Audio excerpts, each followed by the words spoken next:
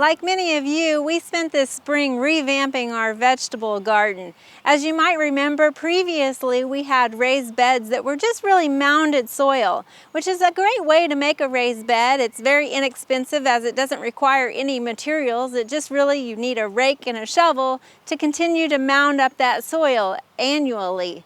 And over the years, that really kind of became more of a problem to have to redo that. And so we wanted to look at something that was a little bit more of a permanent structure to keep that soil in those mounded spaces.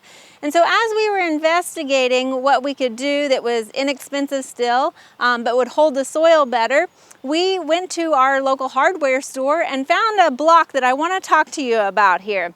This is called a planter wall block.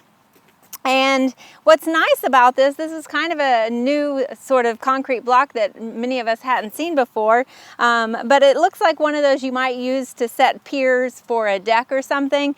But what's different about it is it has cutouts on the side so that you can slip your 2x4, 2x6, whatever size lumber into it. And so it really works really nicely here. Now, you could stack these a little bit higher if you wanted to, and what's nice is they're very adaptable to make whatever size raised bed you wanted to. Ours here are 2x12, but depending on your size, that's how much lumber that you would need also.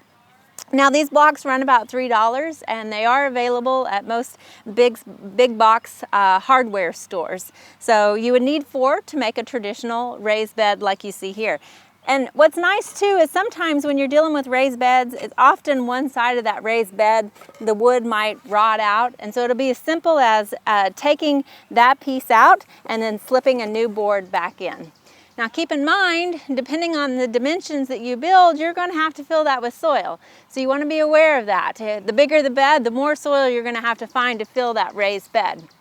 Now in our situation here, we were in an existing vegetable garden, so we have pretty much eradicated all of the Bermuda grass in here, so we weren't too concerned about that. Now if you're in a traditional backyard where you have Bermuda grass that's just kind of taken over the whole backyard and you're looking to install a new raised bed, something like this, you're going to want to deal with that Bermuda grass before you just put a raised bed on top of that Bermuda. And the reason why is that Bermuda is going to creep up into your vegetable garden in no time and create a headache for you as you go through the season. Now there's a couple of ways to work on removing that Bermuda grass. A couple of those options would be, one, you could spray it with a weed killer or a grass killer such as glyphosate. You can also use several layers of thick cardboard if you wanted to put that down. Now keep in mind the cardboard is not going to kill the Bermuda grass. What it's going to do is block out the light and really suppress the growth of it. So as the Bermuda grass continues to grow underneath that cardboard and the cardboard gets moist and breaks down, that Bermuda grass is going to work its way up, possibly into your vegetable bed. So keep that in mind. You're still going to need to be vigilant about that. Another option would be to put down some landscape fabric.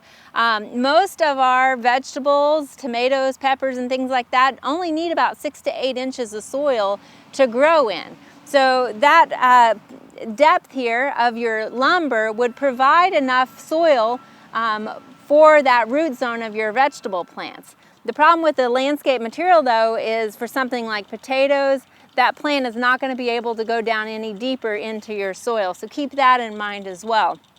Another option would be to use a sod cutter and actually cut out the dimensions of the raised bed, cut out that Bermuda grass and remove it. Now, even though you've removed the top part of that Bermuda grass, I guarantee you there's still rhizomes that are in that underlayer of that soil, which will work their way up. So really the best option if you're working with a Bermuda lawn and you're looking to add a raised bed like this is to use a combination of those depending on what your preferences are. And I would also recommend to do it at least maybe 6 inches to a foot outside of that raised bed, because if the Bermuda grass comes up, it's going to quickly creep over into your raised bed as well. And also it's less to have to weed eat around. So keep all of that in mind as you're building one of these, but these are a simple way to build a raised bed in your backyard.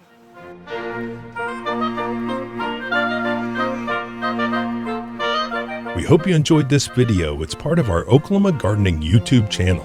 You can also find even more videos on our OK Gardening Classics YouTube channel. And join us on social media for great gardening tips, photos, and discussion.